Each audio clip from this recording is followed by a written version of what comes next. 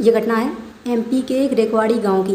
रेकवाड़ी गांव के पास ही एक विशालकाय जंगल था। उस जंगल में बताया जाता था कि रात को कोई जाता नहीं और रात को किसी की आहट, किसी की आवाज़ें आती हैं, जैसे कोई बुला रहा हो, कोई चीख रहा, चिल्ला रहा हो।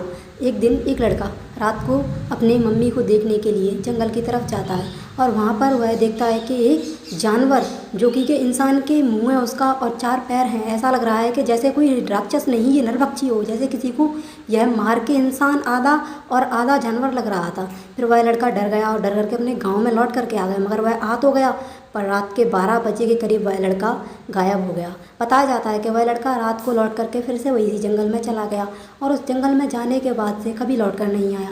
गांव के मुखिया का इसी के साथ कहना था कि ये जंगल श्रापित जंगल है, इस जंगल में कोई भी जाता है और भटक के उसको देख लेता है तो वह कभी भी बचता नहीं। अगर वह जंगल में चला गया तो कभी लौटता भी नहीं। और बताया जाता है कि एक बार एक और लड़का गया था, उसका भाई, वह उसे खोजने के लिए गया था कि मेरा भाई कहाँ पर गया, मगर उसने कुछ नहीं किया। उस जंगल के बीचों बीच में पहुँच गया और उस भयानक राक्षस को उसने देख लिया। 4 पैर और इंसान वाला मुंह था उसका, जैसे आधा राक्षस और आधा इंसान हो, ऐसा लग रहा था।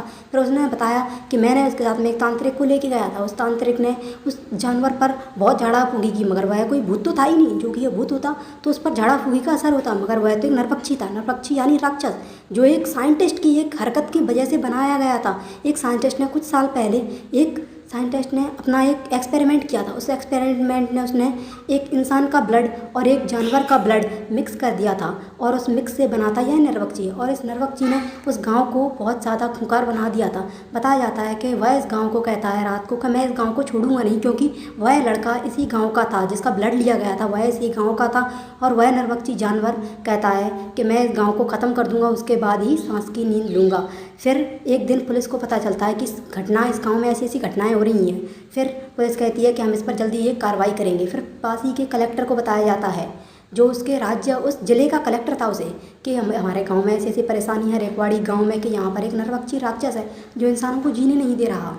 वह कलेक्टर आर्मी से कांटेक्ट करता है और बड़ी बड़ी मिसाइलें और गनें लेकर के आता है और वहाँ पर उस जानवर की गुफा में छोड़ देता है। मगर वह जानवर को कुछ नहीं होता, उस पर बहुत गोलियाँ चलाई जाती हैं, मगर वह और विशाल काय जानवर बन जाता है और उसे जैसे मानो गोलियों से तो असर हो ही नहीं रहा। गोलियाँ तो उसमें पड़ रही थी मगर उसे चोट लग ही नहीं रही थी। फिर एक लड़के ने कहा कि ये जानवर ऐसे नहीं बना है, एक साइंटिस्ट ने बनाया है, इसके लिए कोई एंटीडोर बनाना पड़ेगा। वह कहते हैं तो किसी साइंटिस्ट को बुलवाया जाए। फिर एक साइंटिस्ट को बुलाया जाता है, इंडिया का जाने माना साइंटिस्ट। वह इस पर रिसर्च करता है और पता लगाता है कि इसका एंटीडोर बन सकता है। फिर इसका एंटीडोर बनाया गया और उससे कहा गया कि इसको कोई इसके माथे में जो इसका बीच का तिलक है वहाँ पर इसको कोई इसके लगा देगा इस एंटीडोर को, तो यह जानवर, यह नरभक्षी मारा जाएगा। जब तक नहीं लगाएंगे तब तक नहीं मारा जाएगा। फिर वन में से एक लड़का कहता है कि मैं जाऊँगा वहाँ पर। जब रात को सब सो रहे होते हैं, राक्षस घूम रहा होता है, उस टाइम पर वह लड़का जंगल में जाता है और छुप जाता है कहीं पत्तों में, मगर उस नरभक्षी को इंसान की गंध आ जाती है और वह उस लड़के के पीछे पड़ जाता है। मगर वह लड़का गोबर का गंध अपने शरीर से लेप कर लेता है। उसके बाद उस जानवर को उसकी गंध नहीं मिलती कि वह लड़का कहाँ पर चला गया, कहाँ गायब हो गया।